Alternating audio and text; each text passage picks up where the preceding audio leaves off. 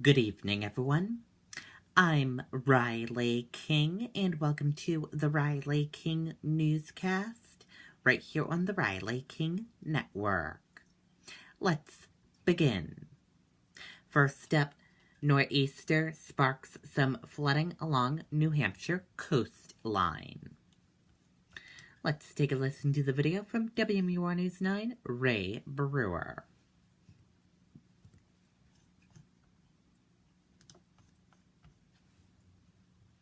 Getting an amazing iPhone 8. Yeah, because now you can lease one iPhone 8, get the other one on Sprint. And you get the best price for unlimited. I'm the new Sprintern. Sprint plus Intern. Yeah, clever, right? And now get one iPhone 8 and get a second one on us. High tide moved in just after 3 in the morning, causing some splashover on Ocean Boulevard in Hampton. But compared to recent storms, the seacoast was faring well. We have experienced some moderate flooding on the back streets. The back walls have flooded over a little bit, but not like the last two storms. Governor Chris Sununu was up early getting a look at that flooding in Hampton. Unlike the last few storms, no one had to be evacuated. The governor says, however, that not all the concerns are behind them, as this remains a powerful storm. We do know that the strength out at sea could drive a surge, so we'll be monitoring the high tide as it hit the next high tide as it hits. The governor also got a look at some of the seawalls that have been damaged. This shale seawall in Rye will have to be reconstructed in better weather. But the governor says there really aren't any better options. The seawall works well. It does protect, but it does get damaged. These storms have been very, very powerful storms. At some point, Mother Nature is going to win. The snow was late in arriving, but by the middle of the morning, there was enough to plow. Despite the falling snow and whipping winds, as she does nearly every morning, Molly Thibodeau was bringing Biggie to the beach. He comes down with me, and I let him go, and he does his thing, and he pulls me along like Mary Poppins. As for how this latest storm stacks up, it's insignificant to me. I mean, this is nothing compared to what we've experienced. The next high tide is at 3:41 this afternoon. Officials say they will be keeping an eye on that storm surge, but according to the tidal chart, this next high tide will be a foot lower than what we experienced this morning. Reporting live in Hampton, Ray Brewer, WMUR News 9. Okay, and there you go on that video and that report.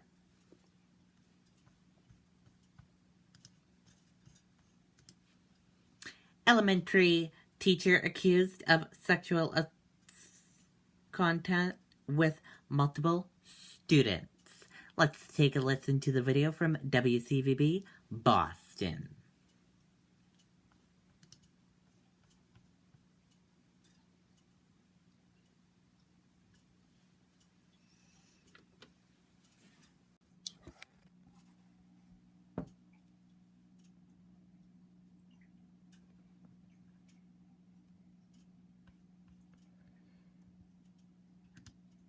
And that teacher is accused of sexually abusing at least 2 boys at school in their classroom. 36-year-old Noah Campbell Haley faced a judge in handcuffs. Charges include 2 counts of statutory rape. He's accused of assaulting at least 2 6-year-old boys, students of his at Stony Brook Elementary in Brewster, where he's been an IT teacher for 5 years. Police allege the teacher would assault several boys in a side room of the classroom. Authorities say he threatened the victims, saying they would get in trouble if they told anyone. That room is what we characterize as the room in question that several of the kids described as the dark room where the teacher defendant would take these students and where the touchings in question took place. Now, he learned of the allegations against him on Monday. He then went home and told his wife. They share a 5.5-year-old son. He was arrested at home this morning. He's being held on $25,000 cash bail, ordered to stay away from the victims, schools, and children. He could face life in prison. Now, tonight at 6 o'clock, the school is hosting a special meeting with parents. Police will also be there to answer questions. We're live in Orleans. Sean Shive on WCVB News Center 5. Okay, and there you go on that video and that report.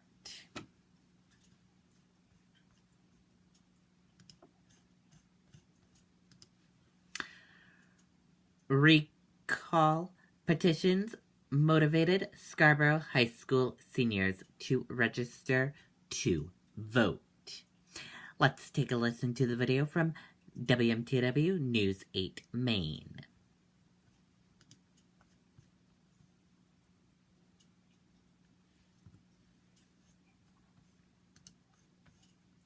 I'm very proud of this company, very proud of what I do and what we do here as a team. It dates back to Maine heritage and just working hard. We have a lot of really good people ready to go and willing to do anything and hardworking.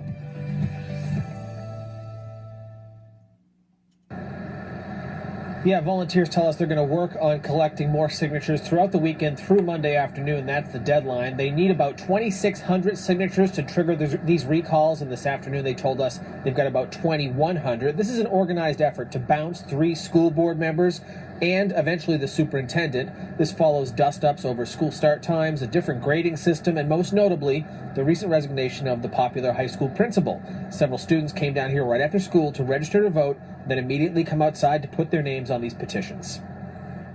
The whole political strife that's been going on, I guess you could call it that, and Scarborough has been really difficult for the students, and I think this has kind of brought us all together a lot closer than we have been. We're young adults. We want to be heard. We're the next generation coming up, and I think they should listen to us and hear what we have to say.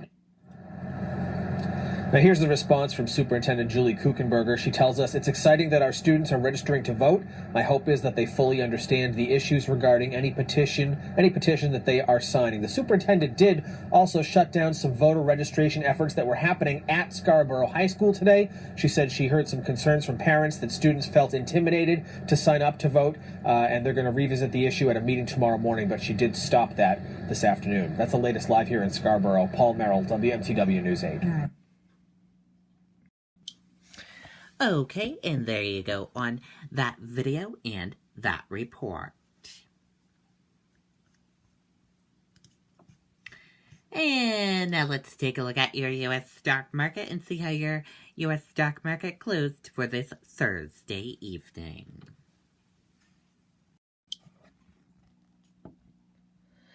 Your Dow Jones Industrial Average closed in the red and went down. Your Nasdaq closed in the red and went down. S&P 500 closed in the red and went down. CNBC IQ 100 closed in the red and went down. Gold closed in the red and went down. Oil closed in the red and went down. US 10-year closed in the red and went down. Euro/USD closed in the green and went up. And VIX closed in the green and went up.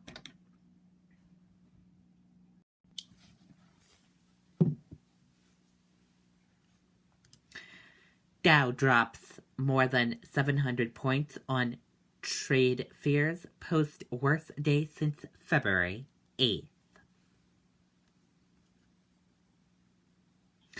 U.S. stocks fell sharply on Thursday, pressured by worries of a potential trade war and a decline in tech shares. The broader market was also pressured by a decline in bank stocks.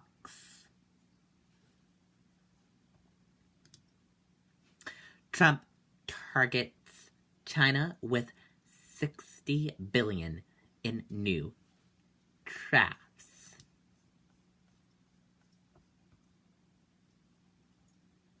Let's take a listen to the video from ABC News.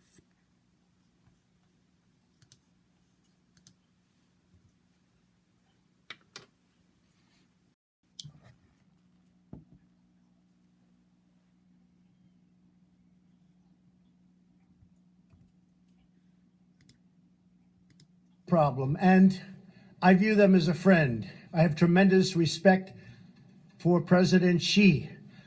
We have a great relationship. They're helping us a lot in North Korea, and that's China. But we have a trade deficit, depending on the way you calculate, of $504 billion. Now, some people would say it's really $375 billion. Many different ways of looking at it, but any way you look at it, it is the largest deficit of any country in the history of our world. In particular with China, we're going to be doing a Section 301 trade action it could be about $60 billion. But that's really just a fraction of what we're talking about. I've been speaking with the highest Chinese representatives, including the president, and I've asked them to reduce the trade deficit immediately by $100 billion. It's a lot. So that would be anywhere from 25%, depending on the way you figure, to maybe something even more than that. But we have to do that. The word that I want to use is reciprocal. When they charge 25% for a car to go in, and we charge 2% for their car to come into the United States, that's not good. That's how China rebuilt itself. The tremendous money that we've paid since the founding of the World Trade Organization, which has actually been a disaster for us. This is the first of many. This is number one, but this is the first of many.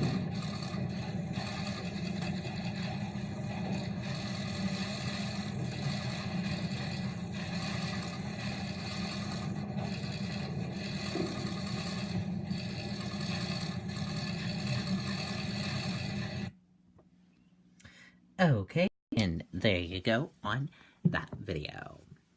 And that does it for the Riley King Newscast right here on the Riley King Network. I hope you all have a great rest of your Thursday evening, and I'll be back with another newscast tomorrow. Good night, everyone. Bye.